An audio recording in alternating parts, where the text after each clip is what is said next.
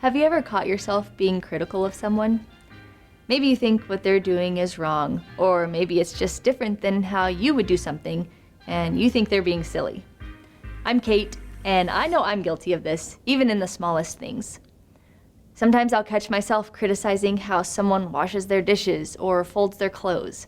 They're things that don't matter, but they reveal something that does matter, a critical spirit. A critical spirit is not a mark of someone close to the Lord. A critical spirit can also easily morph from innocent and silly critiques to more serious ones. Most people know Christians ought to be loving and not mean-spirited, and the book of Colossians says we are to take traits such as love and kindness and put them on like clothes. In other words, every day people see us, know us, and we have the reputation of love and kindness. This extends to being critical too. Colossians 3 takes the idea of putting something on like clothes and extends it to the Christian's whole person.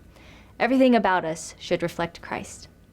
Colossians 3:12-13 says, "Put on then, as God's chosen ones, holy and beloved, compassionate hearts, kindness, humility, meekness, and patience, bearing with one another, and if one has a complaint against another, forgiving each other as the Lord has forgiven you, so you must also forgive."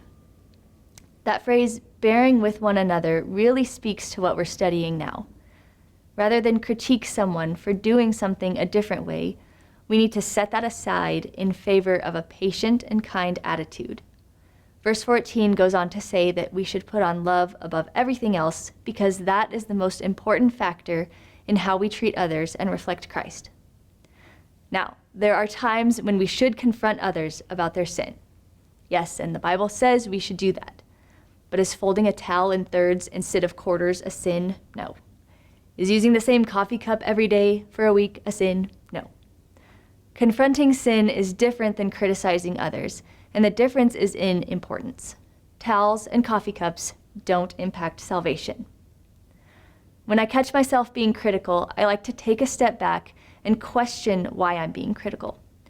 Do I think I'm better than that person? Do I think my way is a better way to do things? Am I coming from a place of trying to be helpful or just trying to make myself feel good? Usually, my critique, whatever it is, isn't something helpful. When I realize that, I can ask God to forgive me and take steps to stop being critical. I like to look at what the person is doing and determine if how I do it would help them or if it's just my preference. I also like to see if they actually need help in the moment and offer to help rather than just sit back and watch critically. I always find that praying for someone gives me the best attitude about them and keeps me from being critical in the first place. Is there someone in your life you find yourself critiquing? Maybe it's a family member or a coworker, or maybe just strangers you encounter throughout the day.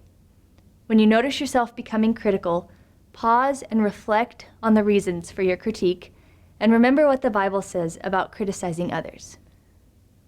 I encourage you to pray for the person, even if your critique is helpful, and put yourself in a better place to help and love them.